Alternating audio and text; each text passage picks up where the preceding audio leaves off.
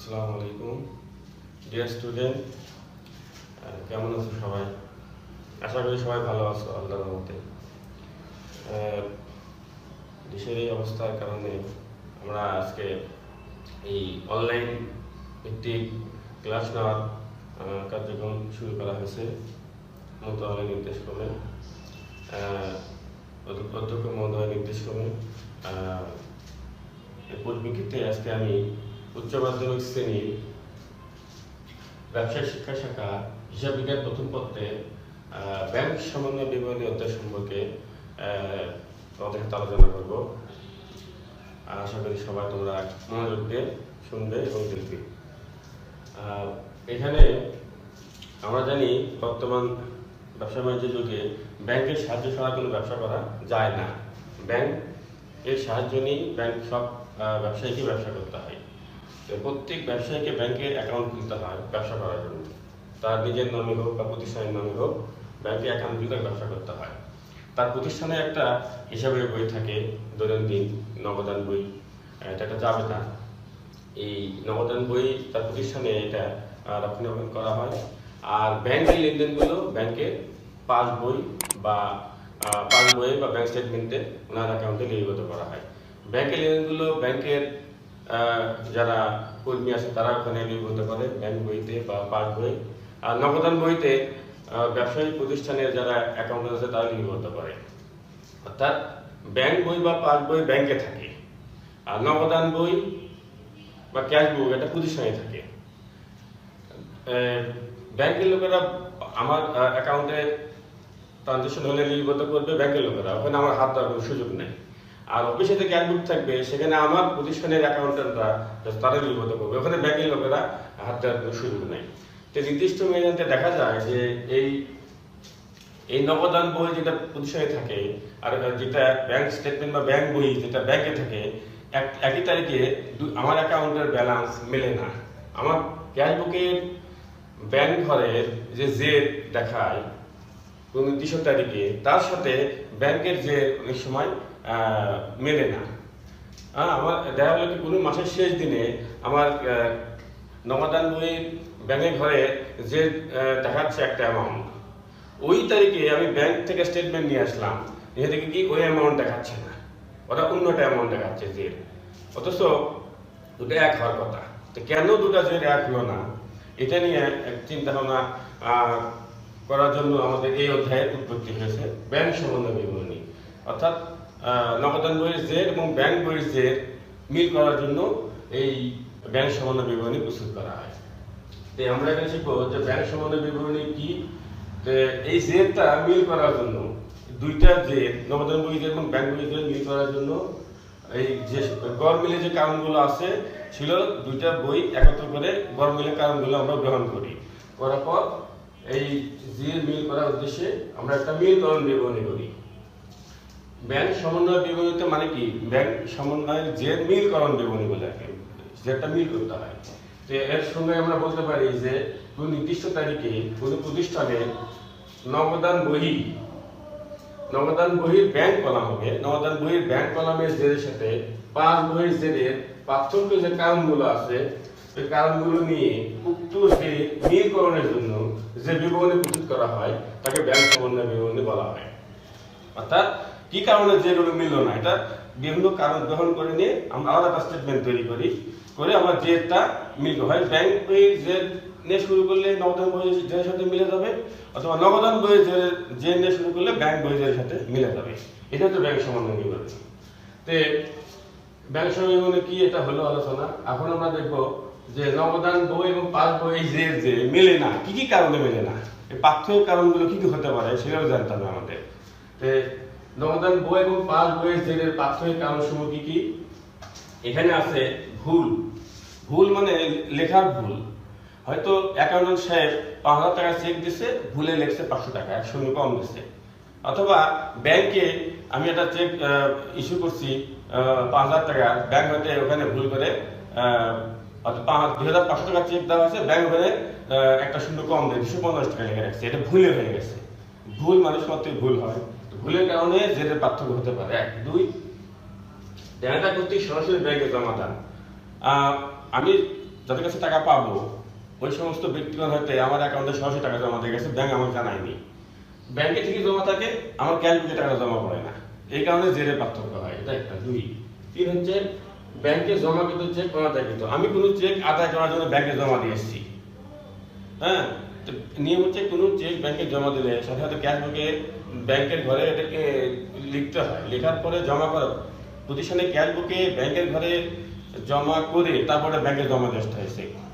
কিন্তু দেখা গেলো কি ওই নির্দিষ্ট তারিখকে পর্যন্ত ব্যাংকের চেকে টাকা আদায় করতে পারেনি, তখন ওই নগদ বইয়ে জমা থাকে টাকা, ব্যাংকে বইতে জমা টাকাটা জমা থাকে না, এখন জেলে পার্থক্য হয়ে যায় দুটো।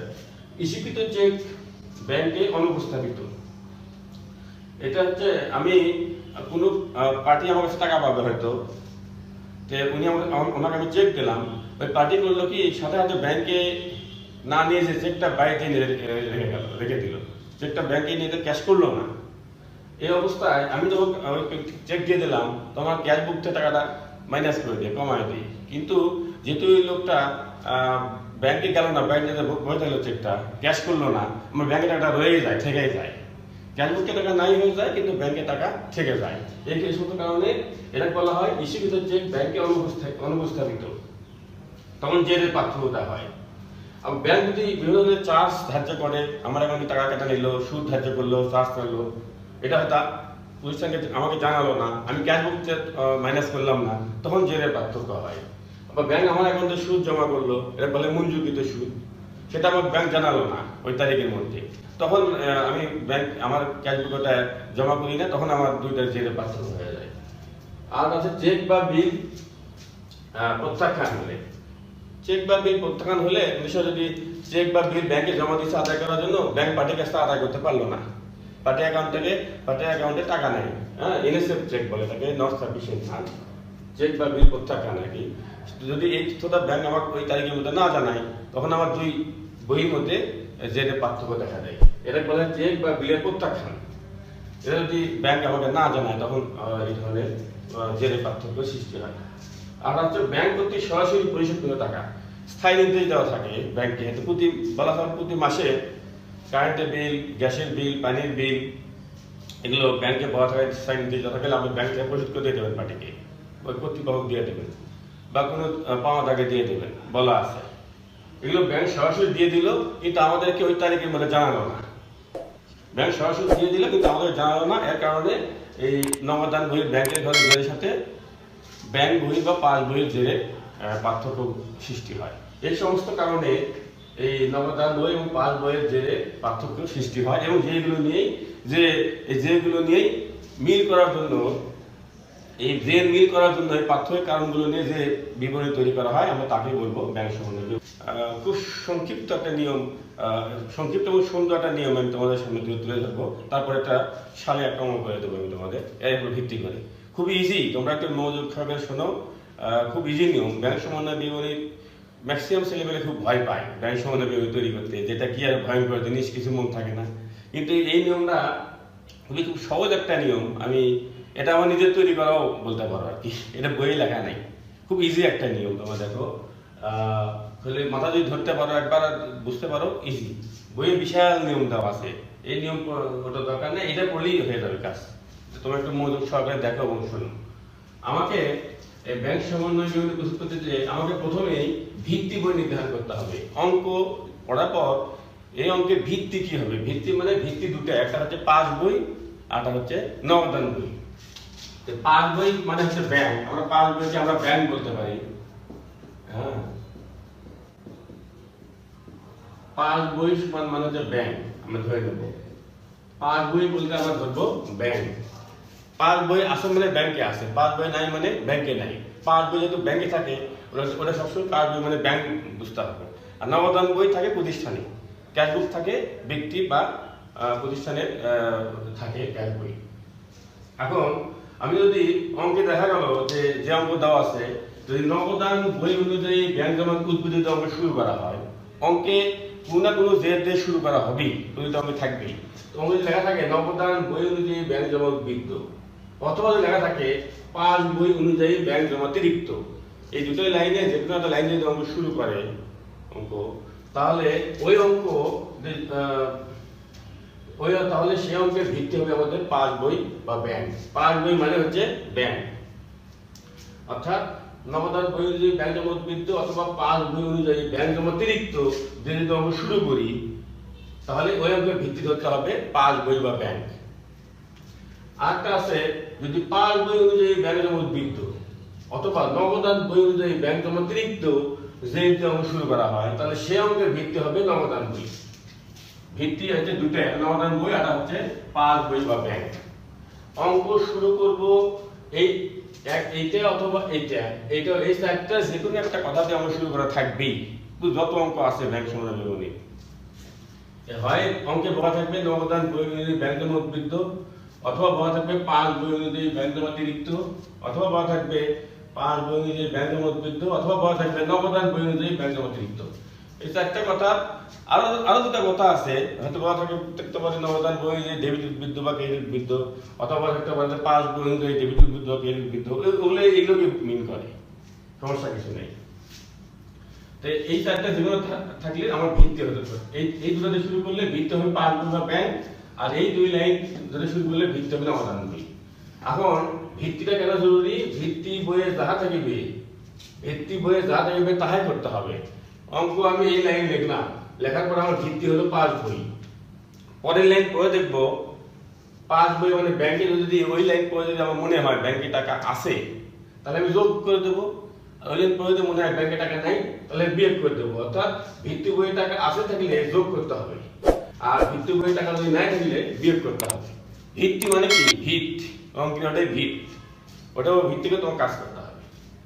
তাহলে প্রথমে অঙ্ক শুরু করার সময় আগে দেখবা অঙ্কের ভিত্তিটা কি, পাস বই না নগদান বই। তাহলে ভিত্তি যদি পাস বই হয়, পাস বই যখন টাকা আসে মনে হবে পরের লাইন পড়ে তখন যোগ করে দেবো, আর ভিত্তি বই যদি টাকা না থাকে পরের লাইন পড়ে যদি মনে হয় ভিত্তি বই টাকা নাই তাহলে বিয়োগ করে দেবো। ভিত্তি বই আসতে থাকলে যোগ, ভিত্তি বই নাই থাকলে বাদ। এটাই হচ্ছে ব্যাংক সম্বন্ধে বিবরণী করার মূল মন্ত্র। এখন আমি তোমাদের একটা সালে অঙ্ক করে দেখাবো, সালে একটা অঙ্ক। আমরা একটা অঙ্ক এখন আমরা একটু শিখবো। এই যে নিয়মগুলো একটু আলোচনা করলাম একটু আগে, নিয়মের উপর ভিত্তি করে আমরা একটা অঙ্ক শিখবো। যেহেতু এই যে বইয়ের অঙ্ক হয়তো সব ছাত্রের কাছ থেকে হয়তো একই এটাকে বই নাই, এই জন্য আমি সালে একটা অঙ্ক করে দিচ্ছি। সালে অঙ্ক করে দিলে সবাই এটা অঙ্কটা খুঁজে পাবে, অঙ্ক খুঁজে দেখতে পাবে, সবাই অঙ্কটা তোমরা দেখতে পারবা। এই জন্য সালে একটা অঙ্ক তোমাদের করে দিচ্ছি যাতে সবাই এই অঙ্কটা তোমরা দেখতে পারো। হ্যাঁ, কারণ সবার কাছে তো একই রাইটারের বই থাকে না, এর বই থেকে অঙ্ক করানো আসলে সমস্যা হয়তো খুঁজে পাবো না তোমরা। তো আমি রাষ্ট্রীয় বোর্ড 2017 সালে একটা অঙ্ক তোমাদের করে দেবো। রাষ্ট্রীয় বোর্ড 2017 এই সালে 6 নম্বর অঙ্কে দেখো 2017 সালে 6 নম্বর অঙ্কে দেওয়া আছে যে খতে বলা আছে ব্যাংক সম্বন্ধে বিবরণী প্রস্তুত করো।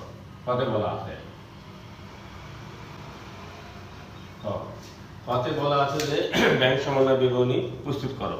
এখানে অঙ্কে বলছে যে 2016 সালের 23 জুন তারিখে পিএস স্টোরে নগদান বই অনুযায়ী ব্যাংক জমার উদ্বৃত্তি ছিল 85,000 টাকা। ব্যাংক বিবরণী অনুযায়ী উক্ত যে সঠিক ছিল না, হিসাব যাচাই করে নিম্নোক্ত পার্থক্যগুলো পাওয়া যায়। এখন এখানে 5টা পার্থক্য দেওয়া আছে, তাহলে 5টা পার্থক্য নিয়ে আমাকে এই ব্যাংক সম্বন্ধে বিবরণী তাহলে করতে হবে। কিন্তু অঙ্ক শুরু করছে কি দিয়ে দেখো, তোমরা সবাই খেয়াল দেখো, অঙ্কে বলছে কি নগদান বই অনুযায়ী ব্যাংক জমার উদ্বৃত্ত। তাহলে আমি নিয়ম হচ্ছে আমি প্রথমে এই প্রতিষ্ঠানের নাম লিখবো, কি করতেছি ব্যাংক সম্বন্ধে বিবরণী করতেছি, ব্যাংক সম্বন্ধে বিবরণী লিখবো। এটা একক জের পদ্ধতিতে অঙ্ক। এটা ব্যাংক সম্বন্ধে বিবরণী প্রায় 4 ধরনের আছে, একক জের, উভয় জের সহযোগ পদ্ধতি, আরো 2টা পদ্ধতি আছে। তার মধ্যে এটা হচ্ছে একক জের পদ্ধতির অঙ্ক। এখানে দিতে হবে নির্দিষ্ট তারিখে করা হয় ব্যাংক সম্বন্ধে বিবরণী, একটা নির্দিষ্ট তারিখে করা হয়। এই 30 জুন দেওয়া আছে, 30 জুন 2016 সালে, রোয়া লেখা যাবে না, সালের জন্য সালে ওই দিন তৈরি করা হয়, নির্দিষ্ট দিনে। এটা হচ্ছে 30 জুন 2016 সালে, অর্থাৎ 30 জুন তারিখে আমি তৈরি করছি 16 সালে। এই 3টা লাইন লিখতে হবে ভালো করে, প্রতিষ্ঠানের নাম, কি করতেছি এবং তারিখ লিখতে হবে। তারপরে ছকটা হবে এরকম, বিবরণের ছক হবে, তারপর 2টা হবে। যেহেতু এটা একটা বিবরণী হিসাবকে সাহায্য করার জন্য তৈরি করা হয়, এখানে ডেবিট ক্রেডিট লেখা থাকবে না। হিসাব হলে ডেবিট ক্রেডিট লেখা থাকে, এটা বিবরণী একটা। তা অঙ্কের শুরুতে বলা আছে দেখো যে নগদান বই অনুযায়ী ব্যাংক জমা উদ্বৃত্ত, এটা আমি লিখবো প্রথমে। নগদান বই অনুযায়ী ব্যাংক জমা উদ্বৃত্ত 85,000 টাকা, এটা দিতে পারে লিখতে হবে। তো নগদান বই অনুযায়ী ব্যাংক জমা উদ্বৃত্ত দিয়ে অঙ্ক শুরু হয়েছে। তোমরা একটু আগে আমি নিয়ম শিখেছিলাম, দেখো ওখানে লেখা ছিল যে নগদান বই অনুযায়ী ব্যাংক জমা উদ্বৃত্ত অথবা পাস বই অনুযায়ী ব্যাংক জমা অতিরিক্ত দিয়ে যদি অঙ্ক শুরু করা হয়, তাহলে ওই অঙ্কের ভিত্তি হবে পাস বই বা ব্যাংক। হ্যাঁ, আগের নিয়মে দেখো একটু, যেটা নিয়মগুলো বলছিলাম, যেখানে নগদান বই অনুযায়ী ব্যাংক জমা উদ্বৃত্ত শুরু করা হয়েছে, তাহলে এই অঙ্কের ভিত্তি হবে বিপরীতটা, কি পাস বই বা ব্যাংক। ব্যাংক আমার চিন্তা ভাবনায় ধ্যান থাকবে ব্যাংক। এখানে যে প্রাথমিক কারণ দেওয়া আছে 5টা, এই 5টা প্রাথমিক কারণ পরে দেখব যে ব্যাংকে টাকা আছে না ব্যাংকে টাকা নাই। যেহেতু যদি ব্যাংকে টাকা আছে থাকে, পরের লাইন প্রথম প্রাথমিক কারণ পরে যদি মনে হয় ব্যাংকে টাকা আছে, তাহলে যোগ হবে। আর যদি মনে হয় ব্যাংকে টাকা নাই, তাহলে আমাকে বিয়োগ করতে হবে, সহজ নিয়ম। এখানে দেখো প্রথম কারণ বলছে ওরা দেনাদারের নিকট, তাহলে আমরা শুরু করবো কি দিয়ে, নগদান বই দিয়ে ব্যাংক উদ্বৃত্ত শুরু করতেছি, তাহলে ভিত্তি হচ্ছে কি পাস বই বা ব্যাংক। আমি প্রথম কারণটা পড়ে দেখি পাস বই বা ব্যাংকে টাকা আছে কি না।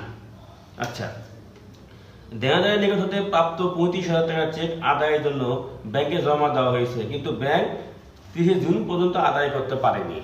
ভালো করে দেখো, আমি বিভিন্ন লোকের কাছে ধারে পণ্য বেচছি, তারা আমার পাওনা শোধ করছে চেক দিয়ে, ওই চেকটা আমি আমার ব্যাংকে জমা দিচ্ছি আদায় করার জন্য। হ্যাঁ, যখন চেকটা ব্যাংকে জমা দেওয়া হয়, তখন নিয়ম কি, প্রতিষ্ঠানের ক্যাশ বুকের ব্যাংকের ঘরে ওটা জমা করতে হয়, জমা করে তারপর চেকটা ব্যাংকে নিয়ে যেয়ে জমা দিয়ে আসতে হয়। তে প্রতিষ্ঠানের ক্যাশ বুকের ব্যাংকের ঘরে জমা পড়ছে, কিন্তু ব্যাংকে জমা দিয়েছি তারপর চেকটা, কিন্তু ব্যাংক ওই 30 জুন পর্যন্ত চেকের টাকাটা আদায় করতে পারেনি। তার 30 জুন পর্যন্ত কি ব্যাংকের টাকা ছিল কি ছিল না, চেক জমা দিয়েছে আদায় করার জন্য, ব্যাংক চেকটা আদায় করতে পারেনি, তাহলে আমার অ্যাকাউন্টে ব্যাংক টাকা জমা করেনি, কারণ সে আদায় করতে পারেনি, পার্টির কাছে টাকা আদায় করতে পারেনি। তাহলে ব্যাংকে আমার টাকা, চেক জমা দেওয়া সত্ত্বেও ব্যাংকে আমার টাকা নাই, কারণ ব্যাংক আদায় করতে পারেনি। এই অঙ্কের ভিত্তি কি ছিল, ব্যাংক, পাস বই মানে ব্যাংক। আর ব্যাংকে যেহেতু 30 জুন টাকা নাই, ছিল না এটা, তাহলে এটা ভিত্তি বইয়ে যা থাকবে তাই করতে হবে নিয়ম অনুযায়ী, তাহলে এটা বিয়োগ করতে হবে। নগদান বইয়ে কি আছে না আছে আমার দেখার দরকার নেই, ভিত্তি বইয়ে যা থাকবে তাই করতে হবে। যেহেতু এই অঙ্ক শুরু করছি নগদান বই অনুযায়ী ব্যাংক জমা উদ্বৃত্ত দিয়ে, তাহলে আমাদের ভিত্তি হচ্ছে পাস বই বা ব্যাংক। প্রথম লাইন পড়ে দেখলাম যে 30 জুন পর্যন্ত ব্যাংকে টাকা জমা পাওয়ানি, মানে ব্যাংকে টাকা নাই, যেহেতু ভিত্তি বই নাই, তাহলে বিয়োগ করে দিতে হবে। তাহলে লিখবো কি, ব্যাংকে জমাকৃত চেক আদায়কৃত, মাইনাস দিয়ে লিখবো 1 নম্বর পার্থক্য, এটা বলে দেওয়া আছে 1 নম্বরে, বিয়োগ দিয়ে লিখবো 1 নম্বরে ব্যাংকে জমাকৃত চেক আদায়, ব্যাংকে চেক জমা দেওয়া হয়েছে, ব্যাংক আদায় করতে পারেনি, ব্যাংকে টাকা নাই, ভিত্তি বইয়ে নাই মানে বিয়োগ, এই 25,000 টাকা বিয়োগ। এটা একটু গ্যাপ দেখাবো, যোগগুলো আমরা এক সাইড করবো, বিয়োগগুলো আমরা এক সাইড করবো। এদিকে একটু দেখবো কতগুলো আইটেম দেওয়া আছে, যদি 6-7টা আইটেম দেওয়া থাকে, তাহলে একটু জায়গা বেশি করে ছেড়ে নিয়ে তাও বিয়োগগুলো করবো, পরপরে যোগগুলো করবো। এই জন্য আমরা একটু উপর দিকে যোগগুলো জায়গা, কিছু জায়গা ফাঁকা রাখবো আমরা, তারপর হিসাবে বিয়োগগুলো করবো। আচ্ছা, প্রথমত তাহলে বিয়োগগুলো, কারণ ব্যাংকে টাকা নাই, চেক জমা দিয়েছে আদায় করতে পারিনি। দ্বিতীয় পার্থক্য বলছে বিনিয়োগের সুদ 5,000 টাকা ব্যাংক কর্তৃক আদায়। এবার ব্যাংক কর্তৃক আদায় হয়েছে বিনিয়োগের সুদ 5,000 টাকা, কিন্তু বলছে কিন্তু এখনো নগদান বইতে লেখাই হয়নি, ব্যাংক টাকা আদায় করে আমার এখানে জমা করছে, কিন্তু নগদান বই টাকা এখন ওঠেই নি, তাহলে ব্যাংকে টাকা আছে নগদান বই নাই। তাহলে এই অঙ্কের ভিত্তি কি ছিল আমাদের, ব্যাংক, আর ব্যাংকে টাকা আছে, আর ভিত্তি বই যাহা থাকবে তাহাই করতে হবে। তো ব্যাংকে আছে মানে যোগ করতে হবে, ব্যাংকে নাই মানে বিয়োগ করতে হবে। তাহলে এই যেহেতু ব্যাংক আদায় করছে বিনিয়োগের সুদ, মানে ব্যাংকে টাকা আছে, এটা যোগ করতে হবে, সহজ বুদ্ধি। তাহলে ব্যাংক কর্তৃক আদায়কৃত বিনিয়োগের সুদ লিখতে হবে, 2 নম্বরে দেওয়া আছে, এটা যোগ হবে 5,000 টাকা। আচ্ছা, 3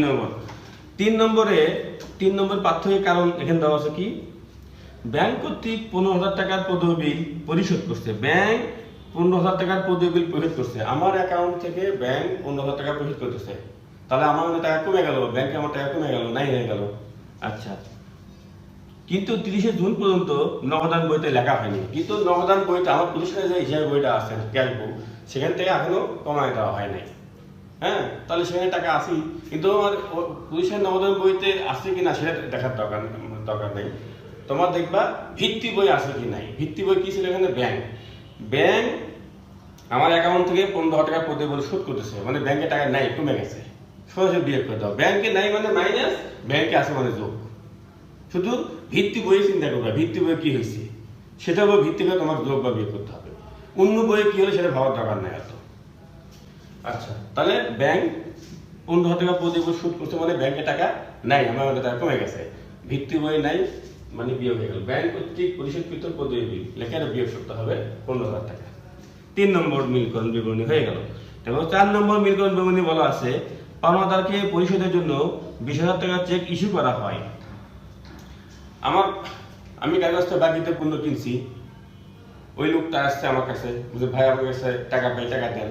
আমার হয়তো ক্যাশ ছিল না, আমি তাকে চেক দিছি, যে বলছি ধরো তুমি আমার কাছে টাকা পাবা, 20,000 টাকা পাবা, আমার তো ক্যাশ নাই, তোমার চেক দিচ্ছি, এই চেকটা তুমি ব্যাংকে নিয়ে যা, টাকা তুলে চলে দাও। যখন লোকটাকে আমার চেক দিয়ে দিছি, তখন আমি ক্যাশ বুক থেকে, আমার তো ক্যাশ বুক পজিশন আছে, এখান থেকে আমি ব্যাংকের খাতে বিয়ে করে দেখাই দিয়ে আর চেকটা দিয়ে দিছি। কিন্তু ওই লোকটা করছে কি, চেকটা নিয়ে যে এখনো এই তারিখের মধ্যে, 30 জুন তারিখের মধ্যে সে ব্যাংকে যায় নাই, চেকটা বাইরে চলে গেছে বা অন্য কোনো কাজে মনে নেই চলে গেছে, সে ব্যাংক নিয়ে যায়, ওটা ভাঙায় নিয়ে চেকটা এই তারিখে, 30 জুন তারিখ পর্যন্ত। তার ফলে আমার টাকা টাকানো ব্যাংকে আসি, চেক দিয়ে দিছে লোকটাকে, সে আমার ব্যাংকে টাকা তুলে যাবে, কিন্তু সে নিয়ে যায়নি, এটা তার ব্যাপার, নিয়ে যায়নি, এই তারিখ পর্যন্ত সে নিয়ে যায়নি ব্যাংকে, অর্থাৎ এই তারিখ পর্যন্ত টাকাটা আমার ব্যাংকে ছিলই। যেহেতু ভিত্তি ব্যাংক আর ভিত্তি বই টাকা ছিল ওই তারিখ পর্যন্ত আছে, তাহলে একটা যোগ করতে হবে টাকাটা। কত টাকা ছিল সেটা? 20,000 টাকা। তাহলে এটা বলবো আমরা ইস্যুকৃত চেক ব্যাংকে অনুপস্থাপিত। চেক দিছি, ওই গ্রাহক চেকটা ব্যাংকে উপস্থাপন করেনি, নিয়ে যায়নি, তারপরে টাকাটা আমার ব্যাংকে এখন রয়েই গেছে, ব্যাংকে আসলে যোগ করতে হবে 20,000 টাকা। এটা 4 নম্বর যোগ হলো। ভিত্তি বই যা আছে তাই করতে হবে, ভিত্তি বই আছে থাকলে যোগ, ভিত্তি বই নাই থাকলে বাদ, সহজ বুদ্ধি। এরপরে আছে শেষ, এটা লাস্ট দেওয়া আছে আইটেম, দেখো সালের এই অঙ্কটায় ব্যাংক কর্তৃক মঞ্জুরকৃত সুদ দেওয়া আছে 2,000 টাকা, ধার্যকৃত কমিশন দেওয়া আছে 1,000 টাকা। মঞ্জুরকৃত সুদ, ব্যাংক মঞ্জুরকৃত সুদ, ব্যাংক যদি সুদ মঞ্জুর করে তাহলে আমার অ্যাকাউন্টে টাকা বেড়ে যায়, আর যদি ব্যাংক কোনো চার্জ ধার্য করে তাহলে আমার অ্যাকাউন্টে টাকা কমে যায়, এটা ব্যাংকের নিয়ম। তো ব্যাংক সুদ মঞ্জুর করছে মানে আমার ব্যাংকে টাকা বেড়ে গেছে, বেড়ে যাবে কত টাকা? 2,000 টাকা। তো ব্যাংকে টাকা বেড়ে গেছে মানে ব্যাংকে টাকা আছে, জমা করছে মানে আছে, তাহলে নিয়ম অনুযায়ী ভিত্তি বই আছে, যোগ করতে হবে 2,000 টাকা ব্যাংকে মঞ্জুর সুদ। তারপর বলছে একই লাইনে বলছে দেখো ধার্যকৃত কমিশন, ধার্য করছে মানে চার্জ করছে, চার্জ মানে খরচ ব্যয়, এটা এই চার্জ কমিশন 1,000 টাকা আছে, মানে 1,000 টাকা কেটে গেছে, কমে গেছে, নাই ব্যাংকে নাই, ভিত্তি বই নাই মানে এটা বিয়োগ করতে হবে। তাহলে মঞ্জুরকৃত সুদ ব্যাংকে টাকা আছে, জমা করছে, যোগ হবে, আর ধার্যকৃত কমিশন ব্যাংকে টাকা নাই, বিয়োগ করতে হবে। নাই মানে ভিত্তি বই নাই মানে বিয়োগ করতে হবে, ভিত্তি বই আছে মানে যোগ। তাহলে এটা জমা করছে আছে, যোগ হলো, এটা নাই, ভিত্তি বই নাই, এটা বিয়োগ হয়ে যাবে। এইভাবে আমি 5টা এন্ট্রি, এই 5টা এন্ট্রি দেওয়া আছে তোমাদের এই সালে অঙ্কে, এই 5টা এন্ট্রি আমি বিবরণীতে লিখলাম, 5টা কারণগুলো লিখলাম। এখন ফিনিশিং দেবো কিভাবে, দেখো অঙ্কটা ফিনিশিং হবে এই যে যোগগুলো এখানে টান দেবো একটা, এই 3টা বিয়োগ হয়েছে এই নিচে টান দেবো, এই 3টে যোগ করলে হয় 20,000, 27,000 টাকা হয়। এই 27,000 যোগ করলাম, করে কত হলো? 1,12,000 টাকা হলো। এগুলো যোগ করতে হবে আবার 85,000 এবং 27,000 আবার যোগ করে হলে 1,12,000। এই 3টে যোগ করে এখানে বসাবো, এই দুটো আবার যোগ করে নিচে লিখবো সিস্টেমে। তারপরে নিচে আসো, আবার নিচে এই যে বিয়োগগুলো হলো, এই বিয়োগ 3টে আবার যোগ করতে হবে, 35,000, 15,000, 1,000, এই 3টে মাইনাস হবে, এই 3টে যোগ করলে হয় 51,000, এই 3টে যোগ করলে হলো 51,000। তাহলে 1,12,000 থেকে আবার এই 3টে যোগফলটা বিয়োগ করতে হবে, তাহলে 1,12,000 থেকে 51,000 বিয়োগ করলে হয় কত? 61,000। এই 61,000 টাকা লিখবো, লিখে 2,000 ক্লোজ করে দেবো, ক্লোজ করতে কিছু টান দিয়ে আমরা ফিনিশিং দেবো। উপরে কি লেখা ছিল প্রথমে দেখো তো তোমরা, শুরুতে আমি কি লিখছো?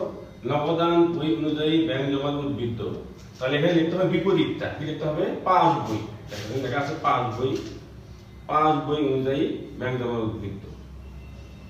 এখানে নবদান বই অনুযায়ী ব্যাংক জমা উদ্বৃত্ত লেখা থাকলে এখানে লিখতে হবে পাস বই অনুযায়ী ব্যাংক জমা উদ্বৃত্ত লিখতে হবে। এখানে লিখতো পাস বই অনুযায়ী ব্যাংক জমা উদ্বৃত্ত, তাহলে এখানে লিখতো নবদান বই অনুযায়ী ব্যাংক জমা উদ্বৃত্ত লেখা থাকতো। আর বিপরীতটা এখানে লিখতে হবে। দেখে অঙ্ক ফিনিশিং হয়ে গেল। এই অঙ্কে একটা লক্ষণীয় ব্যাপার আছে, অনেক সময় দেখবা যে এখানে একটা 12 টাকা আছে যোগফল আর বিয়োগটা ছোট, অনেক সময় এই বিয়োগটা বড় হয়ে যায়। এই দুটো যোগ করে 1,12,000 হলো, এই তিনটা যোগ করে অনেক সময় দেখা গেল কি 1,20,000 টাকা হয়ে গেছে নিচে, এরকম হয়, হতে পারে উপরটা যে নিচেরটাই বড়, তাহলে এই ফলাফলটা মাইনাস হবে, নেগেটিভ আসবে। তখন নেগেটিভ আসবে এটা, তখন এখানে নবদান বই অনুযায়ী ব্যাংক উদ্ভিদ এলাকা আছে, আর এখানে লিখতে হবে 5 বই অনুযায়ী ঠিকই আছে, ব্যাংক জমা উদ্ভিদ এলাকা যাবে না, লিখতে হবে ব্যাংক জমা অতিরিক্ত লিখতে হবে। তখন যদি নিচেরটা বড় আসে উপরটা ছোট হয়, তাহলে এই বিয়োগফলটা হবে মাইনাস, নেগেটিভ আসলে তখন এই জায়গায় ব্যাংক জমা উদ্ভিদ লেখা যাবে না। এইটুকু ঠিকই আছে লেখা, 5 বই অনুযায়ী ঠিকই লিখতে হবে, এটা হলে ব্যাংক জমা উদ্ভিদের পরিবর্তে লিখতে হবে ব্যাংক জমা অতিরিক্ত লিখতে হবে, যাতে মাইনাস আসে। এই হচ্ছে মোটামুটি প্রাথমিক একটা ধারণা। আরো ক্লাসে আরো যে একটা অঙ্ক করলে আরো ধারণা তোমাদের ক্লিয়ার হবে আশা করি। ব্যাংক সমন্বয় বিবরণী অনেকেই এটা খুব কঠিন মনে করে, যদি কিছুই না একটু মনোযোগ সহকারে দেখবা, বুঝবা কোথায় আছে কোথায় নাই, ভিত্তি বের করবা, তাহলে হয়ে যাবে। সবাই তোমার ভালো থাকবা, সুস্থ থাকবা, এই দোয়া করি।